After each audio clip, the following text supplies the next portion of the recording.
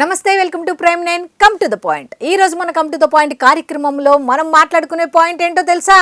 పెద్ద శుభవార్త గురించి. ఆరంభం అదుర్స్ 2026 ఆరంభం అదుర్స్. ఏ విధంగా అంటే జనవరిలో బాబాయ్ అదరకొడితే ఫిబ్రవరిలో అబ్బాయి అదరగొట్టాడు.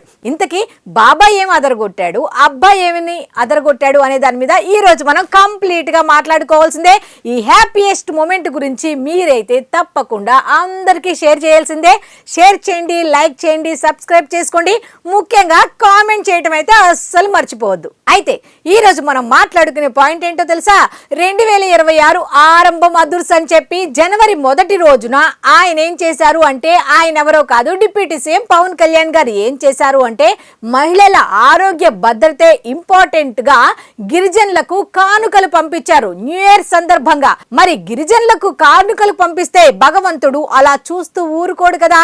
ఈ మెగా ఫ్యామిలీకి కూడా ఫిబ్రవరి 1 వచ్చేసరికి అదే కానుకల్ని పంపించేశాడు. అదేమిటి అంటే, పవన్ కళ్యాణ్ గారిని రామ్ చరణ్ గారిని కంపేర్ చేసుకుంటే ఈరోజు మనం మాట్లాడుకుందాం. గిరిజన ప్రాంతాల్లో ముఖ్యంగా ఈ పార్వతీపురం మన్యం కానివ్వండి, లేకపోతే అరకులో కానివ్వండి, గిరిజన ప్రాంతాల్లో మహిళలకు రక్తహీనత ఎక్కువైపోయి ఆరోగ్యాన్ని కోల్పోయి ప్రాణాల మీదకు తెచ్చుకుంటున్నారు, ప్రాణాలు కోల్పోతున్నారు అన్న విషయం ఒక మహిళ డిప్యూటీ సీఎం పవన్ కళ్యాణ్ గారు గతంలో ఎన్నికల్లో గెలవక ముందు పర్యటనకు వెళ్ళినప్పుడు, ఎన్నికల సందర్భంలో పర్యటనకు వెళ్ళినప్పుడు ఒక సమస్యను ఆయన దృష్టికి తీసుకొస్తే ఆయన ఏం చేశారంటే, దాన్ని గుర్తు పెట్టుకొని ఏ విధంగా ఈ ప్రాబ్లం సాల్వ్ అవుతుంది అనే దాన్ని గుర్తు పెట్టుకొని ఏం చేశారు అంటే, ఒక బ్లడ్ బ్యాంక్ అయితే అక్కడ ఏర్పాటు చేశారు. అన్నయ్య దారిలోనే తమ్ముడు పయనించాడు. మరి గిరిజనుల ప్రాణాలు కాపాడిన వాళ్ళని భగవంతుడు చూస్తూ ఊరుకుంటాడా? ఊరుకోడు కదా. ఓ, ఇచ్చిన దానికి తిరిగి ఇవ్వాలి కదా అన్నట్టుగా వాళ్ళ ఇంటిలో ఒక పెద్ద శుభవార్తనైతే అందించేశారు భగవంతుడు. ఎందుకంటే మంచి చేసిన వాళ్ళకి ఖచ్చితంగా భగవంతుడు అనేవాడు వెనకాల ఉండే తీరతాడు. ఎందుకంటే మెగా ఫ్యామిలీ అనేసరికి ఒకరికి ఉపకారం చేయటమే తప్ప అపకారం చేయటం అనేది వాళ్ళ ఇండస్ట్రీలోనే లేదు అని చెప్పుకోవడం చాలా మంది అంటూ ఉంటారు.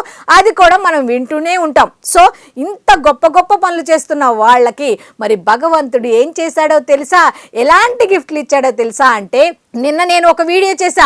రామ్ చరణ్ జీవితంలోకి 2 ట్విన్స్ మెగా వారసులు వచ్చేస్తున్నారహో అని. మరి వచ్చేసారు. వాళ్ళెవరో కాదు, ఒక పాప ఒక బాబు అయితే పుట్టారు అంటూ మన మెగాస్టార్ చిరంజీవి గారు అయితే సోషల్ మీడియా వేదికగా ఆయన సంతోషాన్ని పంచేసుకున్నారు. మెగా ఫ్యామిలీలో అబ్బా వారసుడు ఎప్పుడు అని ఎంతో మంది ఎదురు చూస్తున్నారు. వాళ్ళ ఫ్యామిలీతో పాటు మిగతా వాళ్ళందరూ కూడా, ఈ మెగా ఫ్యాన్స్ అందరూ కూడా ఎప్పుడా అని ఎదురు చూస్తున్న ఆ ఆనంద క్షణాలు అయితే వచ్చేసాయి. ఒక బాబు పుట్టాడు, ఒక పాప పుట్టింది. మొత్తంగా రామ్ చరణ్ కి అయితే 2 ఆడపిల్లలు, ఒక మెగా వారసుడు వచ్చేసాడు అని చెప్పుకోవచ్చు. వాళ్ళిద్దరూ వారసులే, ఈ బాబు కూడా వారసుడే. కాబట్టి 3 వారసులైతే మెగా ఫ్యామిలీలోకి ఎంటర్ ఇచ్చేశారు.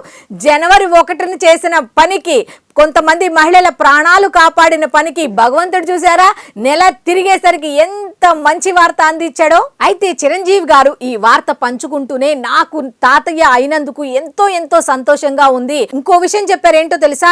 నా బిడ్డలు అలాగే నా మనవళ్ళు, నా మనవరాళ్ళు క్షేమంగా పుట్టాలని పూజించిన ప్రతి ఒక్కరికి కూడా, ముఖ్యంగా అందరికీ కూడా ధన్యవాదాలు అని చెప్పుతూ ఆయన ఒక మనవడు ఒక మనవరాలు పుట్టింది అన్న విషయాన్ని చెప్పేశారనమాట.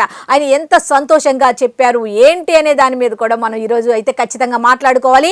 అయితే తల్లి ఉపాసన, బిడ్డలిద్దరూ కూడా క్షేమంగా ఉన్నట్టు సమాచారం కూడా అందించారు. ఆరోగ్యం కూడా నిలకడగానే ఉందట.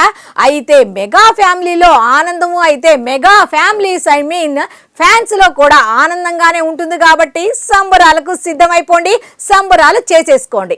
ఇది ఈనాటి కమ్ టు ద పాయింట్ కార్యక్రమం. మళ్ళీ రేపటి కమ్ టు ద పాయింట్ కార్యక్రమంలో కలుసుకుందాం. అంతవరకు సెలవు, నమస్కారం.